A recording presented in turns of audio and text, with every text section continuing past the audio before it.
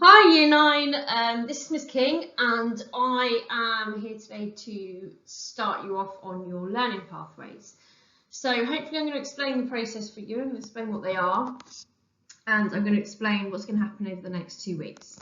So in terms of what your learning pathways are, you're currently in Year 9, which means you're on Key Stage 3, and next year you'll be in Year 10, which is you moving on to Key Stage 4. So the courses that you study during Key Stage 4, which is Year 10 and Year 11, will be the subjects that you receive your qualifications in. So when you leave in Year 11, you will get a set of qualifications and certificates, and they will be those that you have studied during that Key Stage 4, Year 10 and Year 11 years. In terms of those subjects and qualifications, you have some choice over what subjects you take and what it is that you study. And the learning pathway process, which is starting today and will be over the next 2 weeks, is designed to support you with those choices, to make sure that you make absolutely the right choices for you. So during the next 2 weeks, you'll be following a programme of tutor time and dear time activities to inform you about the subject choices that you can make and to allow you to discuss your options and then make your final selection. So the process and aims of the learning pathway is to allow you to make sure that you pick those subjects that are aligned to your skill set and what you're going to do and achieve really well in, and also for you to think about your future, maybe think about your career, your college, your university choices, and it's really, the process is there to give you that time to think, to access information and to discuss the choices that you make and make sure that they are the right ones for you.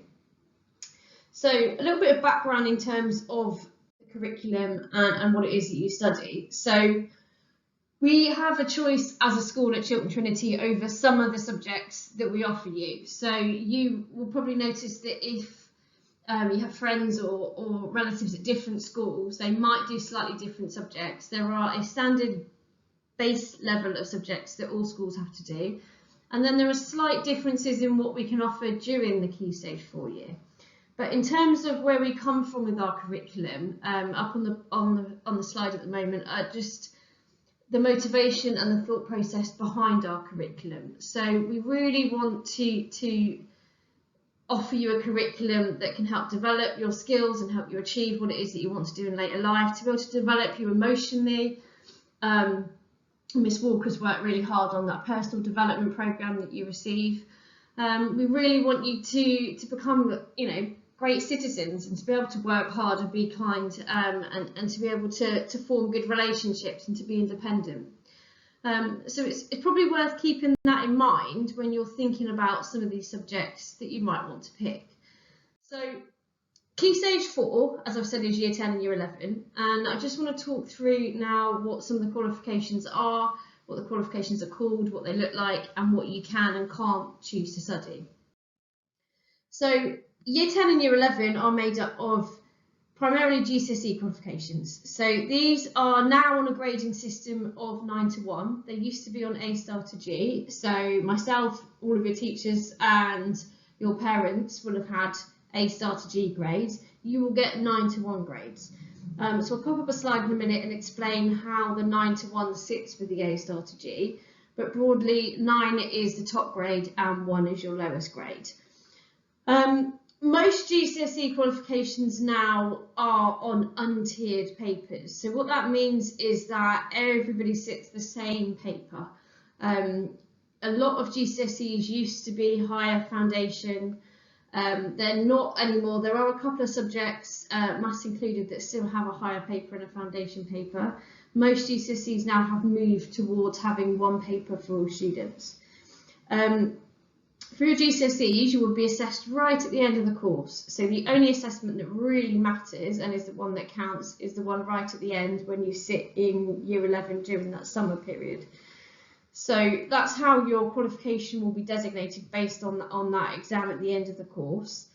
And there are some qualifications, which I'll talk through in a minute, where there is a non-exam element to it. So when I talked earlier about what really suits you as the right choice, some some of you will think, actually, I really like non-exams. I'd really like to be able to do some coursework, which is work that you do continuously through the course and get assessed on as you go. So those are your GCSE qualifications, which are the large majority of the subjects that you'll take. There's the grading system for you. In terms of what you should be aiming for, you will, when you start your courses next year, you will have a target grade, but in terms of, so that you can see the parallel between the A star to G and the 9 to 1, the old pass grade used to be a C, the new pass grade is now a 4. So 4 is deemed to be, a grade 4 is deemed to be a pass, a grade 5 is a good pass. So those are the grades that you're sort of aiming for in a couple of years' time. Now, in terms of the technical qualifications, which are those qualifications that aren't GCSEs, they're not called GCSEs, they're on a par of GCSEs. So they're no better and no worse than GCSEs, so that shouldn't put you off taking them. And actually, they are really, really rigorous vocational courses. So what I mean by that is that they are more practical. They offer more life skills, real life skills that you can go out and use. They have that non-exam assessment that I talked about earlier. So they have coursework, which is continuous work that you do over year 10 and year 11 and get assessed on as you go. Most of them do have an exam element at the end of the course, the same as GCSEs, but they offer you a different type of qualification. And again, it's really important that you look at whether you want to do some of these or you don't. So they do fit really well if you really like practical subjects. They fit really well if you have a career in mind or a certain college course or a certain university course that you really want to apply for. So the ones that we offer are in digital information technology, which is IT based, and Mr. Bath can talk you through the ins and outs and topics on that. We have sport, which again Mr. Chadwick's going to talk you through. We've got a music course, which Mr. Wright is going to talk you through in his video session. We've got health and social care with Mrs. Hancock, and we've got food and catering, which again is a very popular course. And you do need to really think about whether A, these courses interest you, and B, whether they are something that apply to you. So they're a really good offering, and we've got 5 of those on offer. So again, please do spend the time looking at those over the next 2 weeks and thinking about whether they're something that you would like to take. So that's broadly what you have to study. So you've got your GCSEs and you've got your technical qualifications. In terms of the actual subjects, you have some choice, and then there are other things that you just have to study. So as I'm sure you're aware, there are national expectations as to what you have to study. So we have to have our students studying certain subjects, as I'm sure you all know. So the subjects that you have to take are English language and English literature. So you will get 2 qualifications in English. You have to take maths and you have to take science. Now, you can either take science combined or triple science. So Mr. Kinane is going to talk you through the difference for those 2, but you have to take one of those science routes. You have to take PE, so you have to continue PE up until the end of year 11. And then the very bottom line is where the choice comes in. So you have 3 other subjects that you have to take. So you have to take 3, you can't take 1, you have to pick 3. And one of those has to be an EBacc choice. So I appreciate that EBacc probably doesn't mean a lot to you at the moment, but I'll explain that for the next slide. So that on the board at the moment will make up your year 10 and your year 11 once you've made your 3 selections at the bottom, and that will be what you receive your qualifications in. So I mentioned the EBacc qualification on the last slide. So the EBacc stands for English Baccalaureate, and what that means is that there is an extra qualification that you can get alongside those GCSEs and those technical qualifications that you've taken. So all it means is that it's just an extra qualification that you get awarded for having taken a certain set of qualifications. So if you look at the highlighted section there, to get the EBacc qualification, you have to do English, Maths and Science, which you have to do anyway. You have to take Geography or History and a language as well. So what that means is that if you want to get the EBacc as a qualification alongside your other ones, you are reduced to only one other choice. Because you have to take geography or history and a language, your other option is reduced to one. Now, as a school, we don't insist that you take the EBacc qualification because it's not always suitable for everybody. There are some colleges, and universities that look upon the EBacc favourably, but if you don't feel that it's right for you to take those subjects, then you don't need to take them. So all we insist upon is that one of your choices sits within that EBacc, that selection of subjects. But if it's not a qualification, A, that you want to achieve, or B, that is right for you, then you don't need to take that.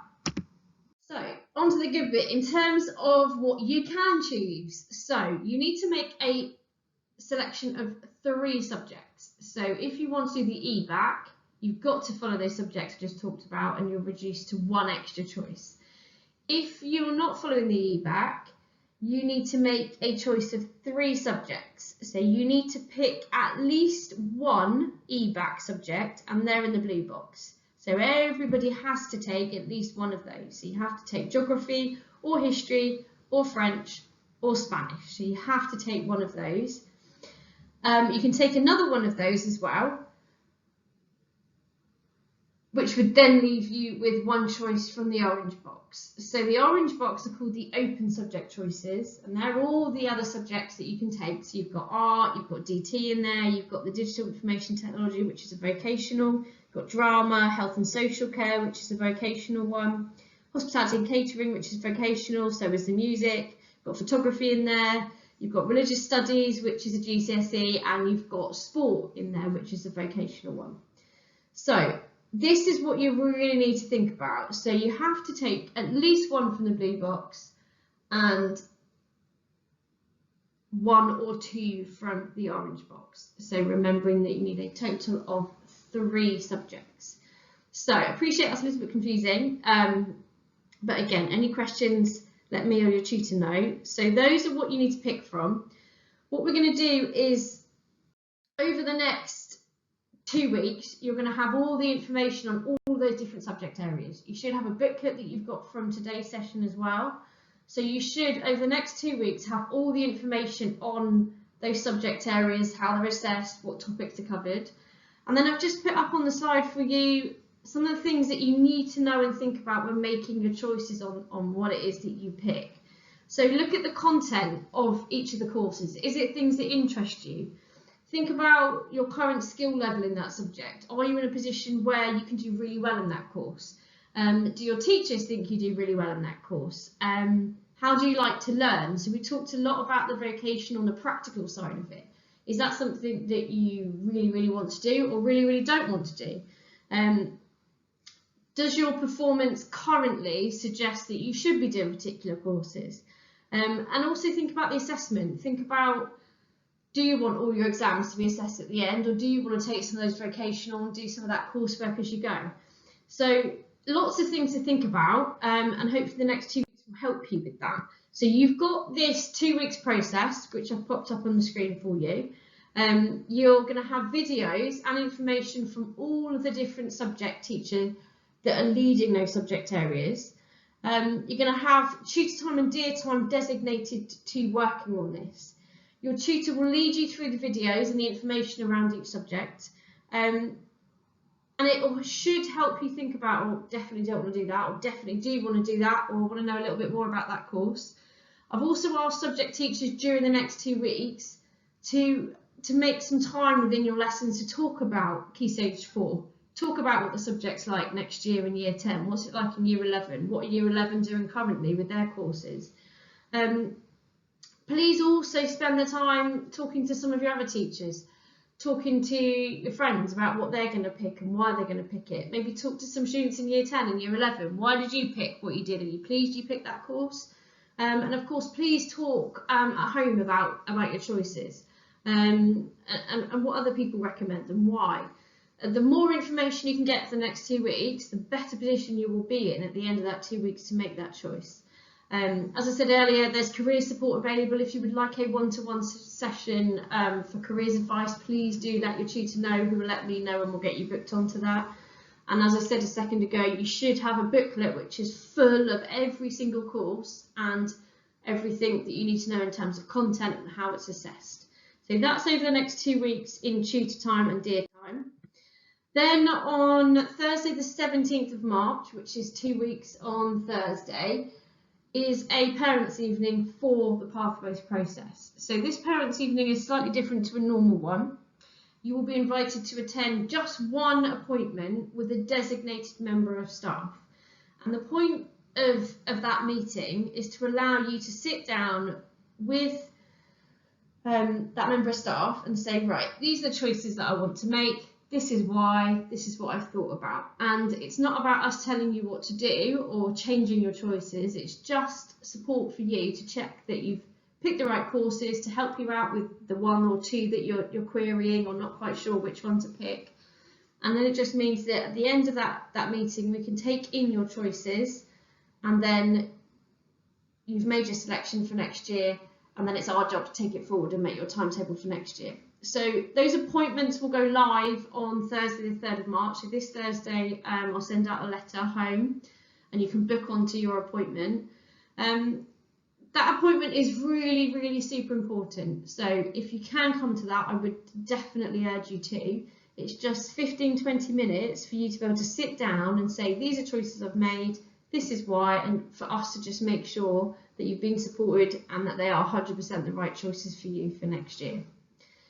So just going to leave you with some final thoughts of what to do and what not to do in terms of making your choices. So the reason we spread it over 2 weeks is to really make sure that you've had a good amount of time to think about it, and it's not just a decision you've made today about next year. So I'm going to leave that slide up there, and I'm going to pass over to your tutors now to make sure that you've all got a booklet for you to start to think about and to start looking through some of the choices and think about how it is that you're going to take the information that you've got over the next 2 weeks. So just a reminder that I am Miss King. If you need anything from me over the next 2 weeks, please do let me know. And again, please do make sure that your tutors are your first point of call, so they will be leading this process for you. And as I said, the letter will go out on Thursday to make that appointment for Thursday the 17th of March. And yeah, please don't be afraid to ask anything over the next couple of weeks, please. So it's really important that this is 2 weeks for you to make sure that you're picking the right courses and that you're really clear about the next 2 years of your school career. Okay, so I'll leave you those final thoughts. Any questions, please do let me know.